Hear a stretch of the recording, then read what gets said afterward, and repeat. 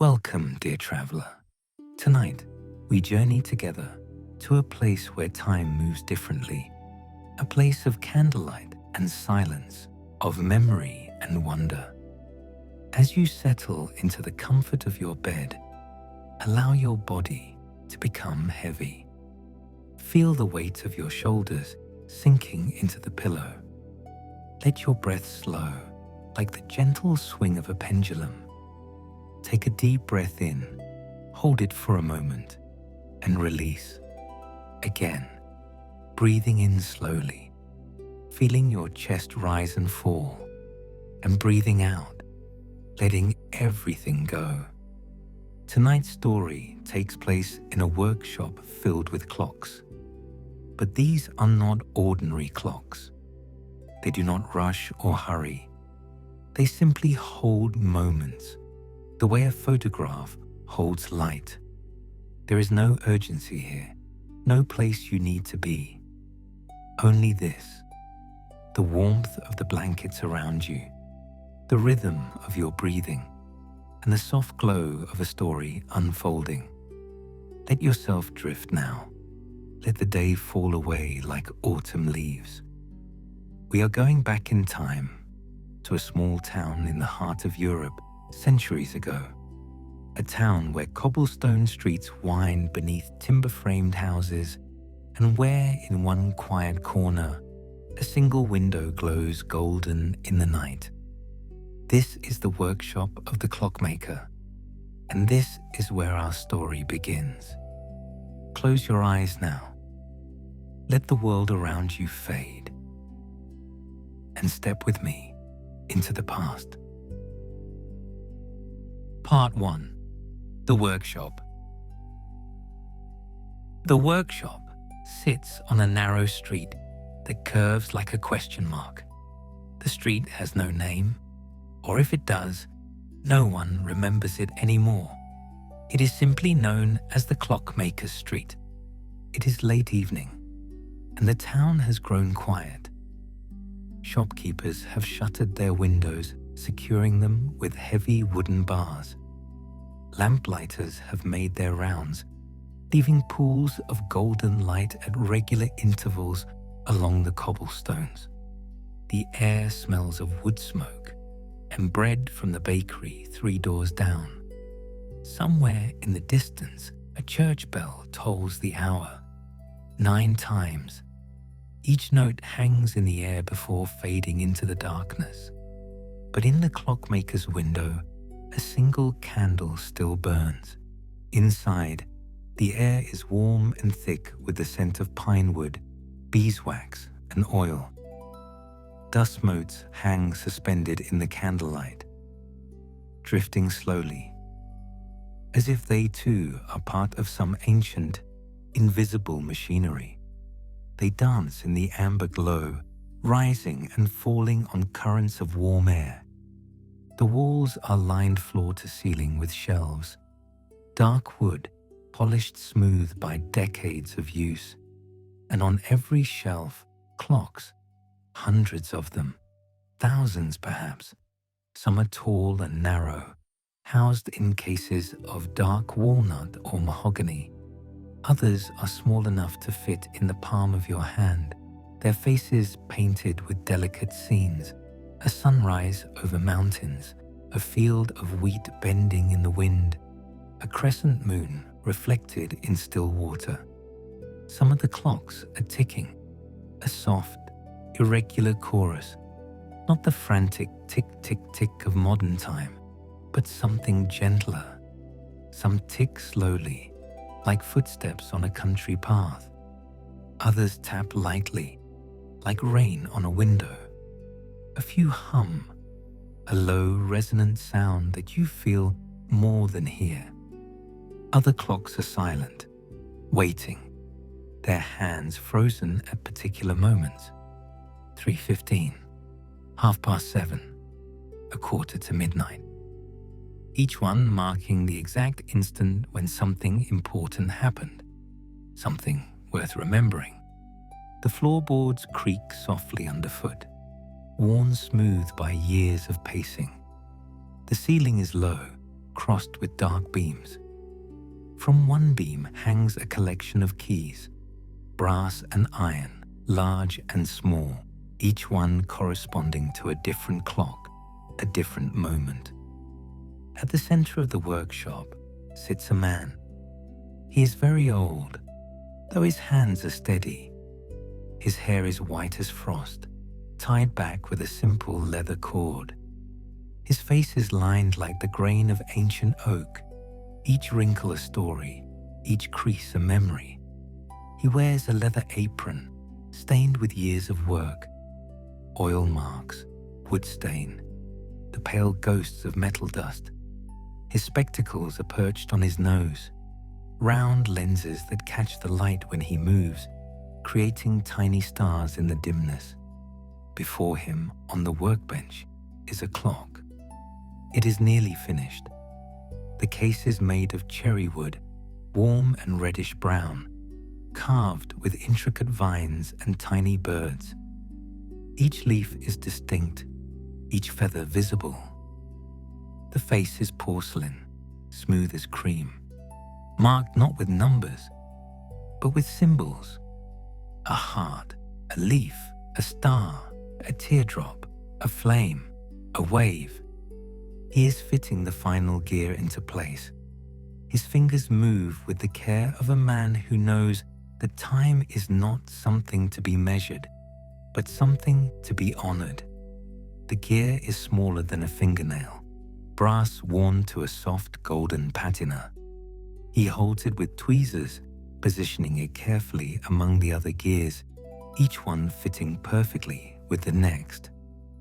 The clock is for a moment, a very specific moment, one that happened 40 years ago in a garden beneath an apple tree, a moment when two people stood together and said nothing because there was nothing that needed to be said.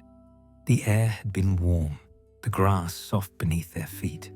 Apple blossoms had fallen like snow, catching in her hair. He remembers making this clock. He remembers the man who commissioned it, the way his hands trembled as he described the moment, the way his eyes filled with tears he refused to shed. The clockmaker turns the key. 3 times. The gears engage. And from somewhere deep within the mechanism comes a sound. Not a tick, but a whisper. Like wind through leaves. Like breath against skin. The clockmaker smiles. A small private smile. He sets the clock gently on the shelf beside the others. Then he rises, his joints stiff but steady, and walks to the window. His workshop is on the ground floor. The window looks out onto the street, protected by diamond-patterned glass that distorts the view slightly, making the world outside seem softer, dreamlike. Outside, rain has begun to fall, soft and steady. The kind of rain that makes the world feel smaller, quieter, safer.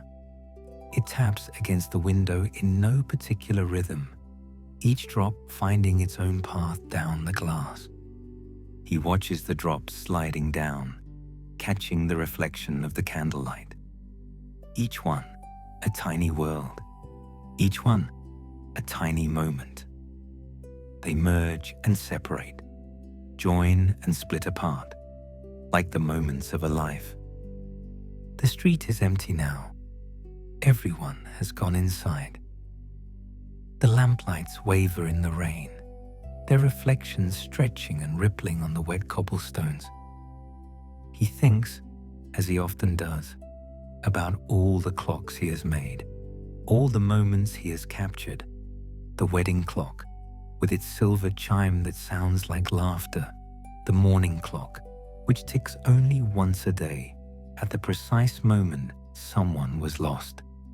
The clock of the first snowfall, which hums when you wind it, a sound like wonder. The birthday clock, the anniversary clock, the clock of the last sunset before a journey, the clock of the first morning in a new home. Each clock is a story, Each story is a life. And together, they fill the workshop with a kind of music, a music that only he can hear. It is the music of accumulated time, of preserved moments, of lives lived and remembered.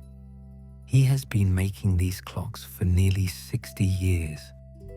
Since he was a young man, apprenticed to a master clockmaker in Vienna, he had learned to build ordinary clocks first, grandfather clocks that measured the hours, pocket watches that tracked the minutes. But even then, he had felt that something was missing. Time, he realized, was not just about measurement. It was about meaning. So he had begun experimenting, creating clocks that did unusual things, clocks that chimed at sunset instead of on the hour, clocks whose hands moved backward on certain days, clocks that stopped entirely, holding a single moment forever. People thought him strange at first, but then, slowly, they began to understand. They began to come to him with requests. Could he make a clock for the moment their child was born? For the instant they realized they were in love? For the afternoon their mother taught them to bake bread? And he said yes, always yes, because he understood something that others did not, that the moments we remember are the ones that make us who we are. And those moments deserve to be honored, to be held, to be kept safe. Part 2. The Evening Ritual. The clockmaker returns to his chair.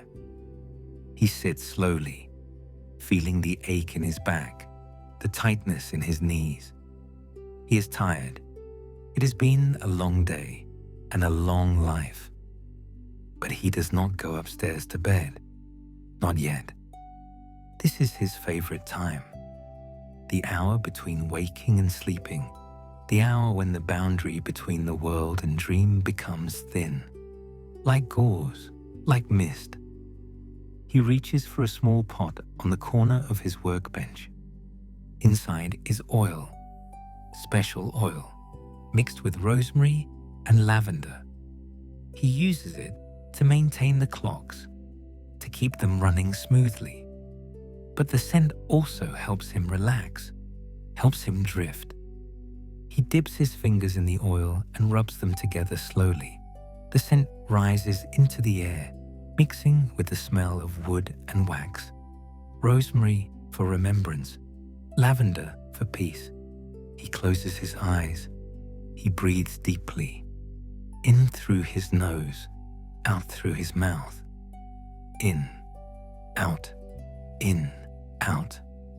Around him, the clocks continue their symphony. The ticking, the humming, the occasional soft chime. Some people might find the noise overwhelming, but to him, it is comfort. It is home. He thinks of the day's work, the cherry wood clock, now complete, the repair he did this morning on a clock from 50 years ago, its mechanism worn but still functional, the consultation with a young woman who wanted a clock for the moment she first held her newborn daughter. He had listened carefully, had asked questions. What did the room look like? What time of day was it? What sounds did she hear? What did she feel? Because the details matter.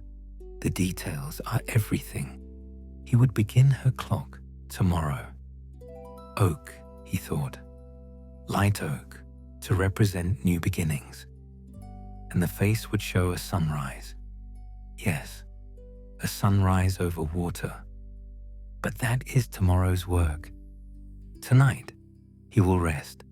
Tonight, he will dream. He leans back in his chair, adjusting the small cushion behind his head.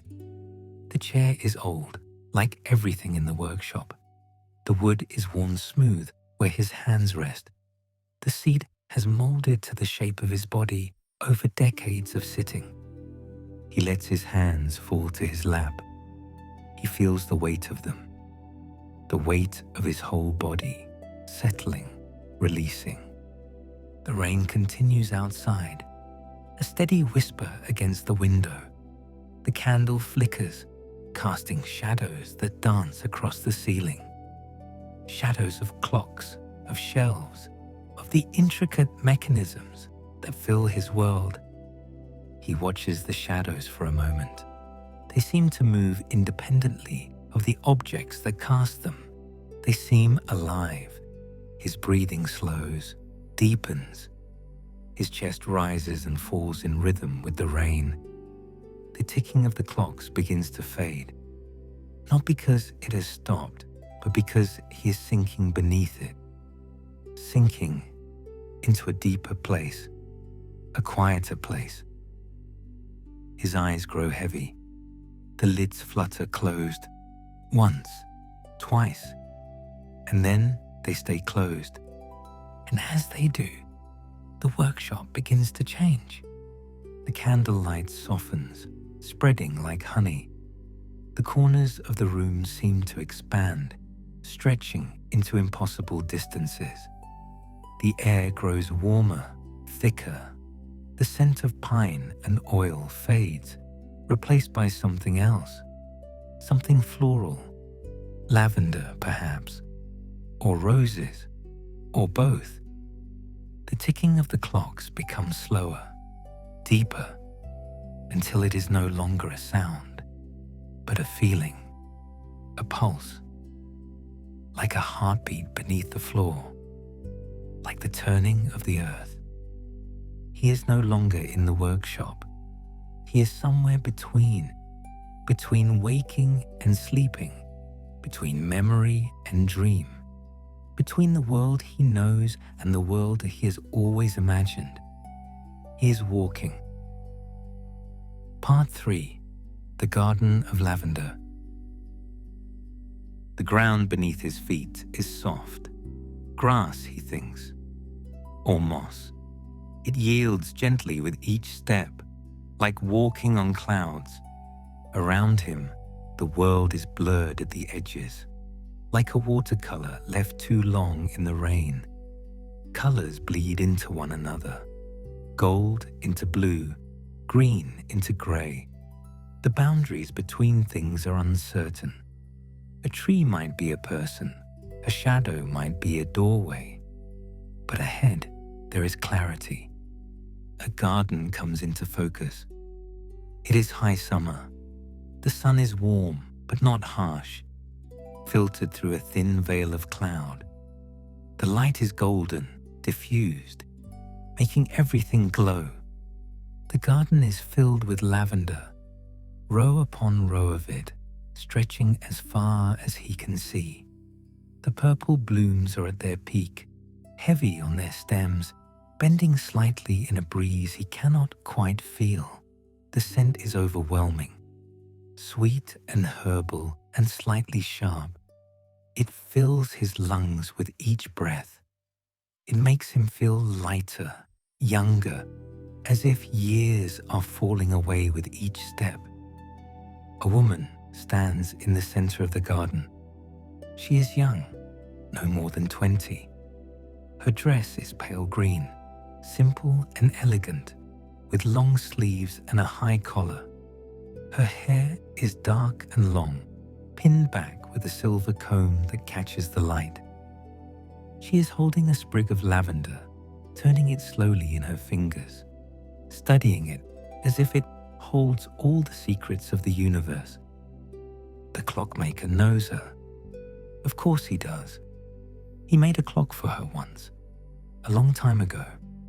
She was older then, in her 40s, widowed, grieving. She had come to his workshop with a request. Could he make a clock for the summer when she was 20? When she had spent 3 months in her grandmother's garden, learning the names of plants, learning to be still. He had asked her to describe it, every detail, the way the light fell, the sound of bees, the feel of lavender between her fingers. and he had made the clock. A small thing, housed in pale wood. When you opened it, you could smell lavender. Just a hint, just a ghost, but enough.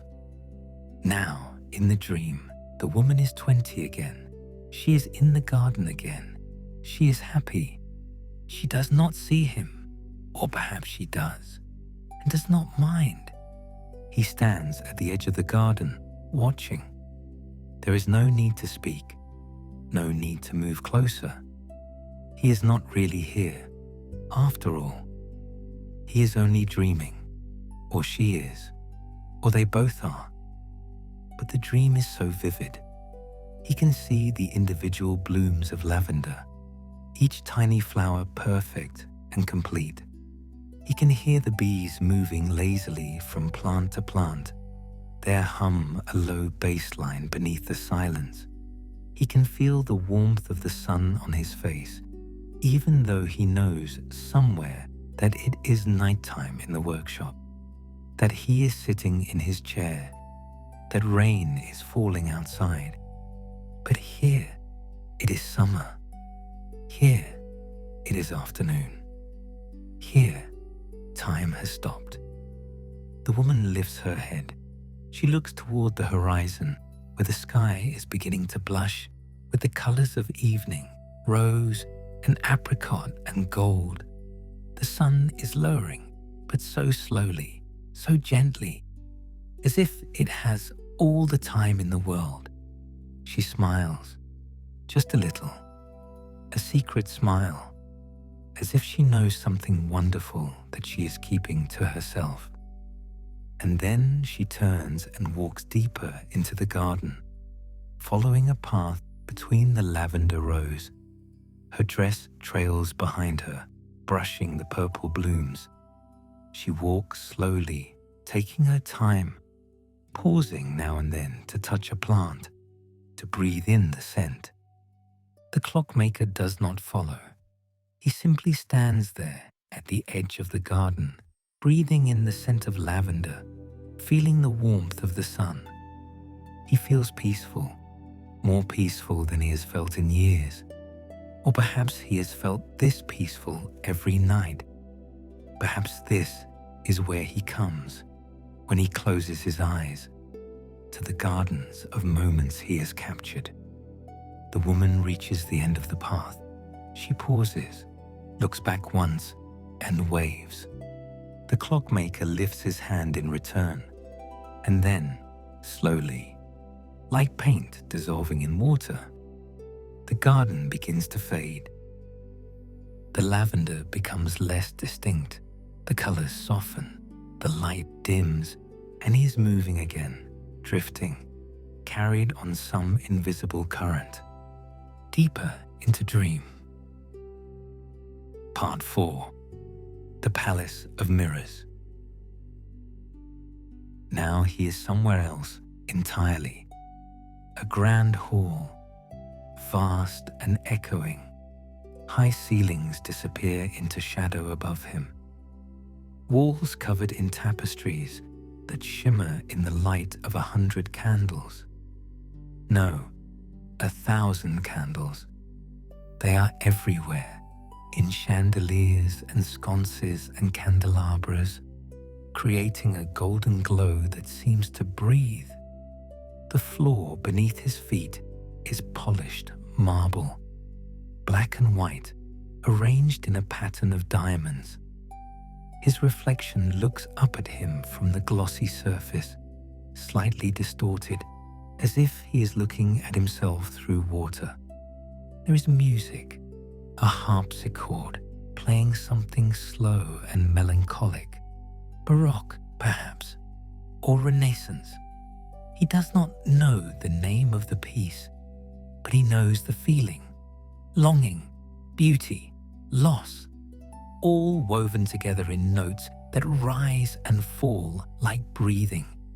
The walls are not just covered in tapestries, they are lined with mirrors. Tall mirrors in gilded frames, reflecting the candles, reflecting each other, creating infinite corridors of light that seemed to stretch into eternity. At the far end of the hall, on a throne of carved dark wood, a woman sits. She is older than the woman in the garden, 50, maybe, or 60. It is hard to tell. She has the kind of face that could be any age, beautiful and severe and sad all at once. Her dress is magnificent, heavy with embroidery, threads of gold and silver, pearls the size of peas, tiny sapphires that catch the candlelight. The dress seems almost too heavy for her thin frame.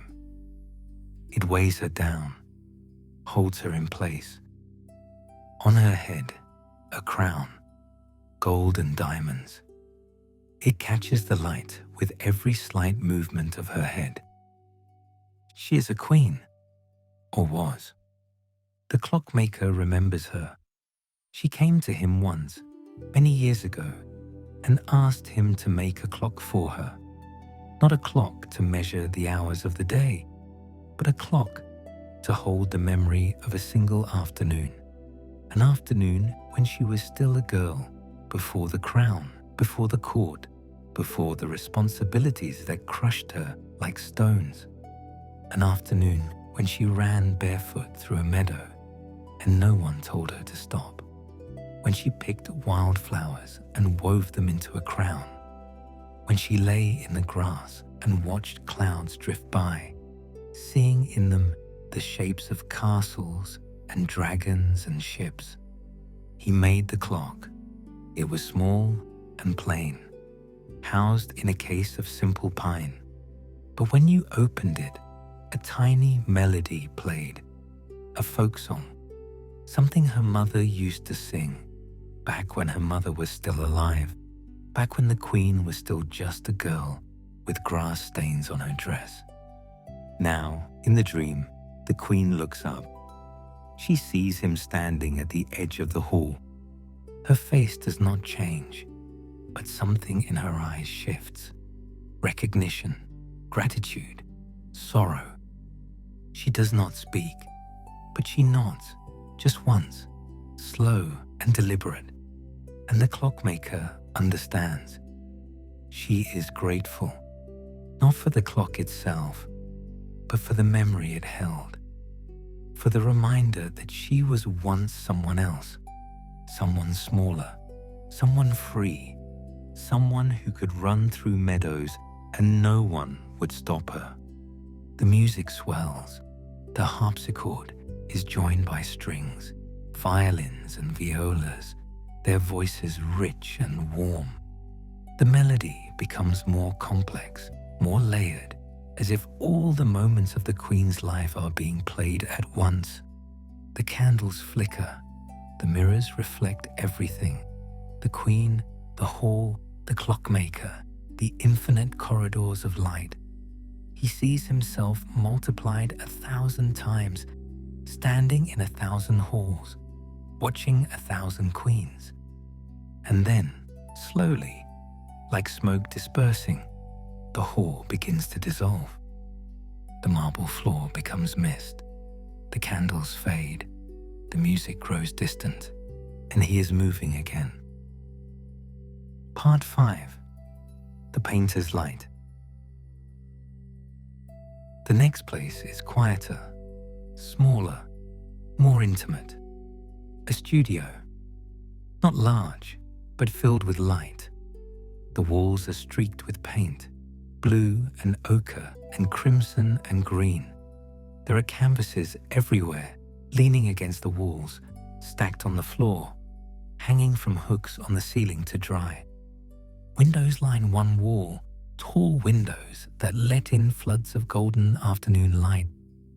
The light falls in rectangular pools on the wooden floor, dust motes dancing in the beams like tiny galaxies. In the center of the room, a man stands before an easel. He is young, 30, perhaps. His shirt is stained with paint, rolled up to the elbows. His hair is wild and uncombed.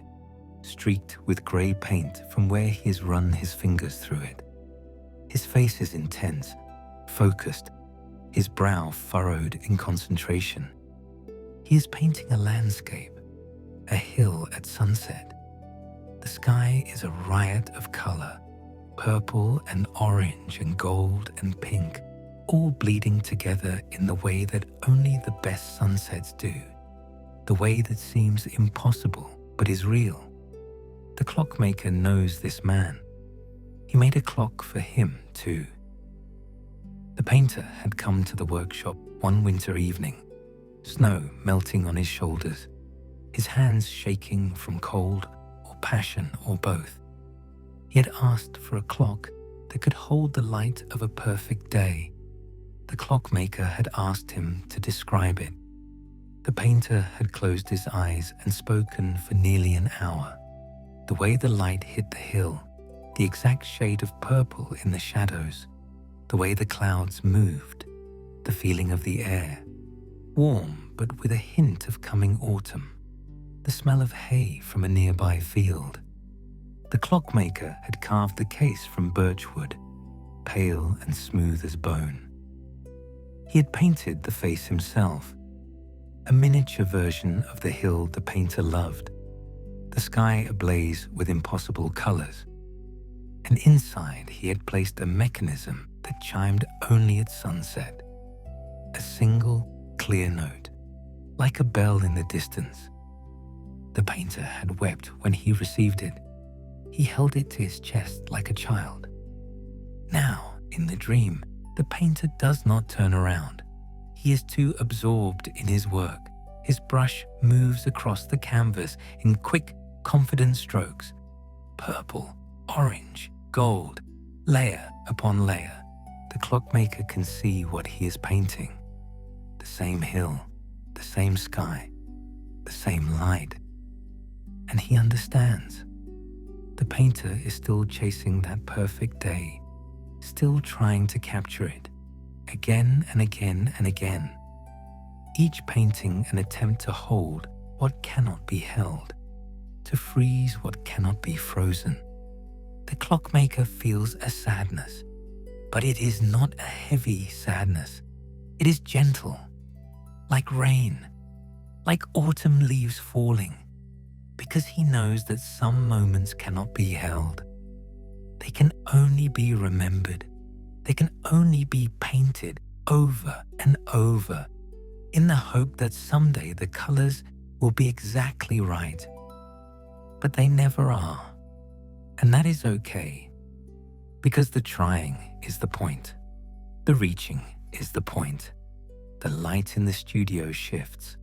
The sun is setting, even here in the dream. The golden pools on the floor deepen to amber, to orange, to rose. The painter steps back from his canvas. He tilts his head, studying it. And then, after a long moment, he smiles. Just a little, just enough. The studio fades, the colors blur, and the clockmaker is moving again. Part 6. The child in the endless field. He is standing in a field now. It is summer. The grass is tall and golden, reaching to his waist, swaying in a breeze that moves in waves across the field like water.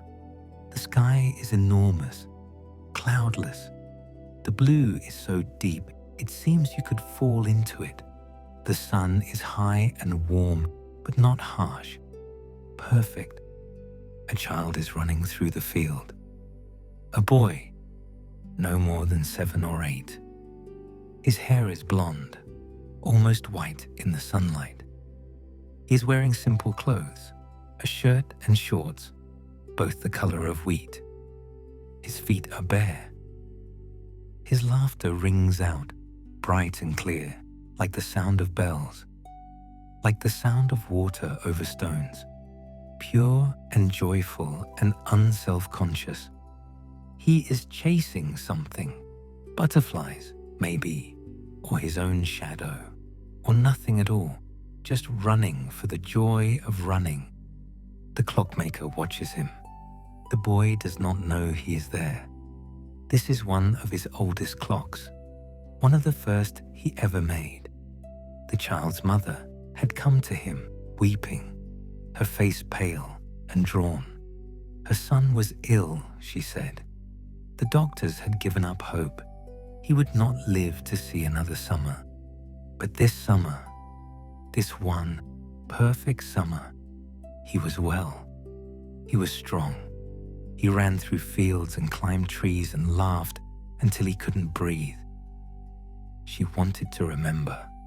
She needed to remember. Could he help her? The clockmaker had done his best. He had carved a small box from cherry wood, simple and smooth. Inside, he had placed a mechanism that, when wound, produced a sound like laughter, not a recording, not a mimicry, but an echo, a memory given form, a ghost of joy. The child had died that winter. The mother had held the clock at his funeral, had wound it once and listened and smiled through her tears. And now, in the dream, the boy is running forever through the golden field, laughing, free, alive. The clockmaker feels a tightness in his chest. Not sorrow, exactly. Something else. Something closer to awe, to gratitude. Because this is what he has done. This is his life's work. To hold moments, to keep them safe, to give people something to hold on to when everything else has slipped away. The boy runs in circles, his arms outstretched like wings.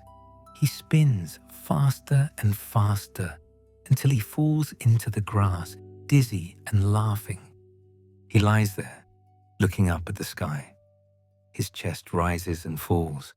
His laughter fades to giggles, then to quiet breathing. The clockmaker walks closer. He stands over the boy, looking down at him. The boy's eyes are closed. He is smiling. And for just a moment, the boy opens his eyes and looks directly at the clockmaker. He doesn't seem surprised. He seems happy. "Thank you," the boy says. His voice is soft, almost a whisper, but clear as a bell. And then he closes his eyes again. The field begins to fade. The golden grass becomes mist. The laughter grows softer, more distant, like an echo in a canyon.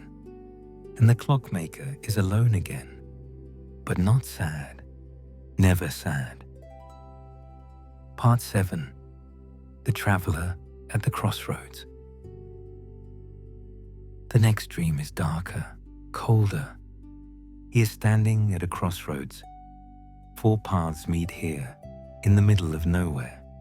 The sky is grey, heavy with clouds that promise snow.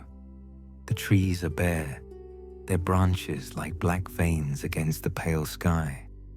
The ground is frozen. Frost crunches under his feet. A man sits on a stone by the side of the road.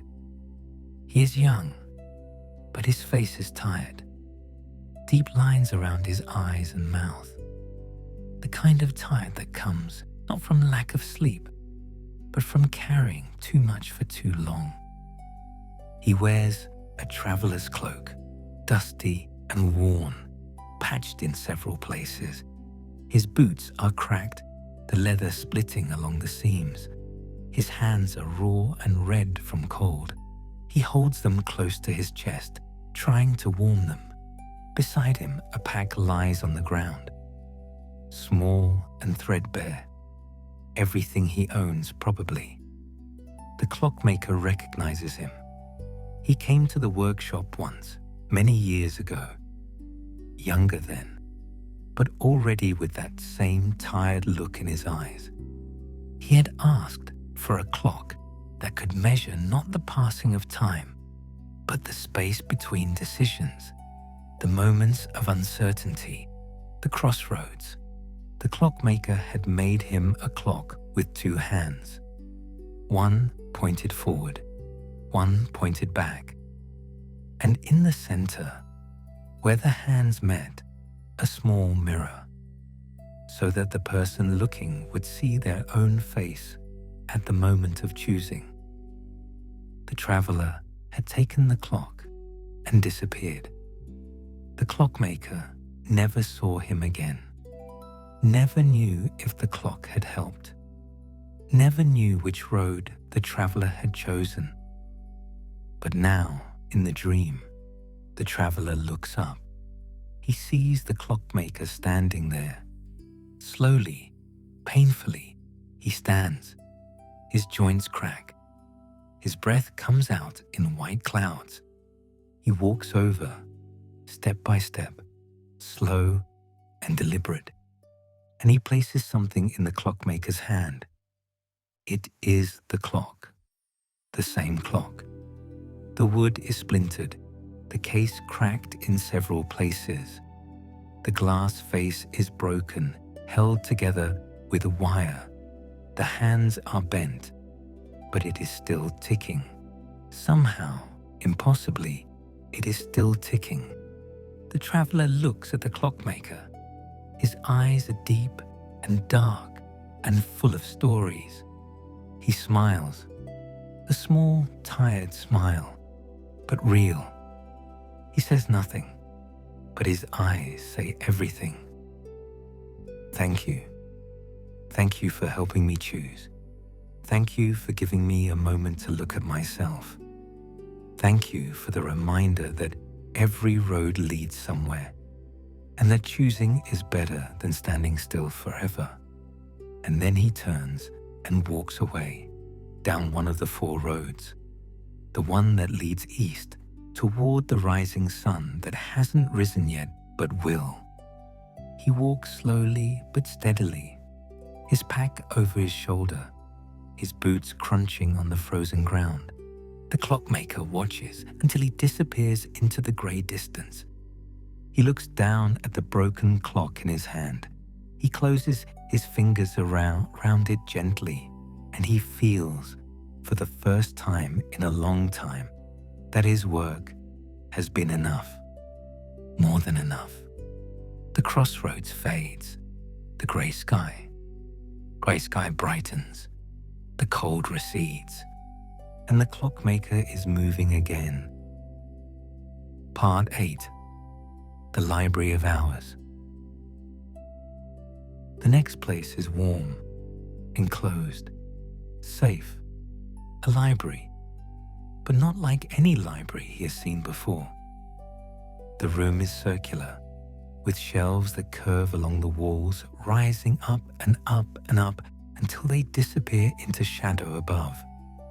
Every shelf is filled with books, thousands of them, tens of thousands. But when he looks closer, he realizes they are not books.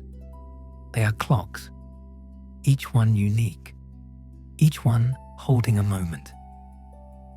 In the center of the room is a spiral staircase, iron worked into the shape of vines and leaves. It winds upward, giving access to the higher shelves. The light comes from everywhere and nowhere, a soft, diffused glow that seems to emanate from the air itself. There is a woman standing by one of the shelves. She is middle-aged, perhaps in her 50s. She wears a simple dress, grey and practical. Her hair is pulled back in a bun. Her face is kind but serious. The face of someone who takes her work seriously. She is a librarian, he realizes. A librarian of moments.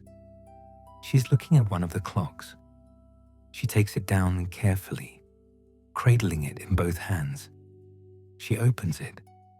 From inside comes a sound, children laughing, water splashing, a summer day at a lake. She listens for a moment, her eyes closed. Then she smiles and closes the clock, placing it back on the shelf. She turns and sees the clockmaker. "Ah," she says, "you're here." Her voice is soft but clear, the kind of voice that carries without shouting. "I've been waiting for you," she continues. "We all have." "All?" the clockmaker asks. His voice sounds strange in this place, echoey but also absorbed, as if the room can't decide whether to reflect sound or swallow it. The woman gestures around the room.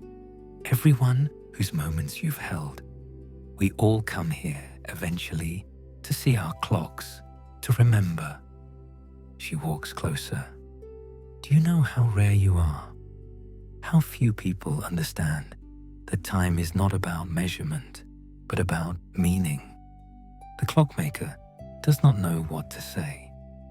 The woman smiles. "Come, let me show you something." She leads him to the spiral staircase.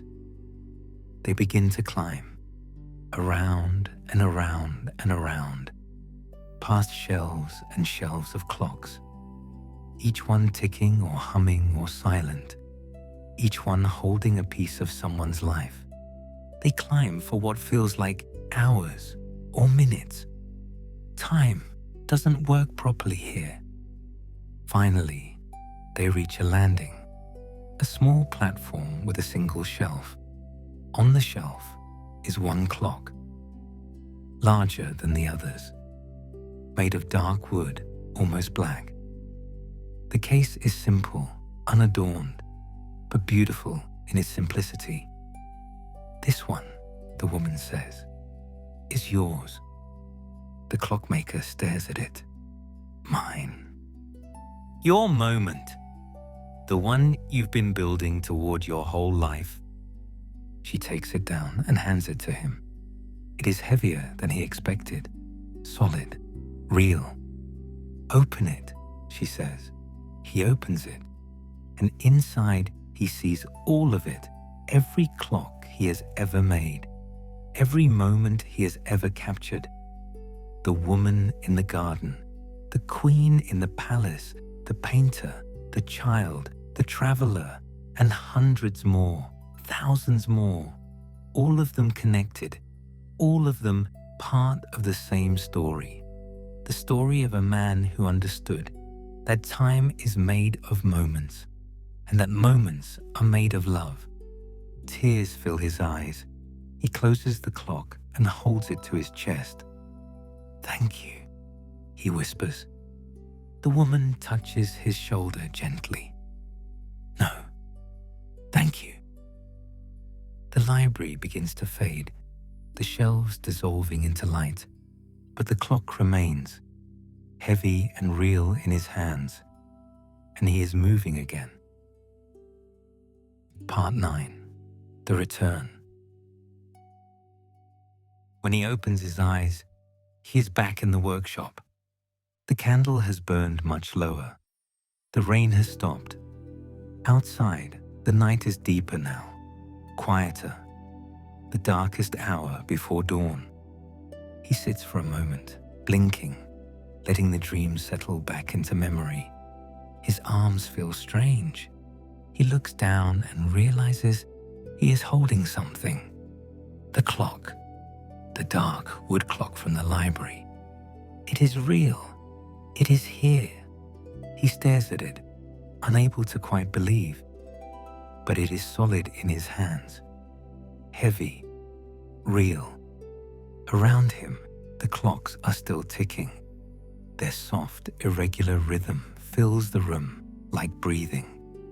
He listens, and for the first time, he hears it, not as separate sounds, but as one, a single, endless.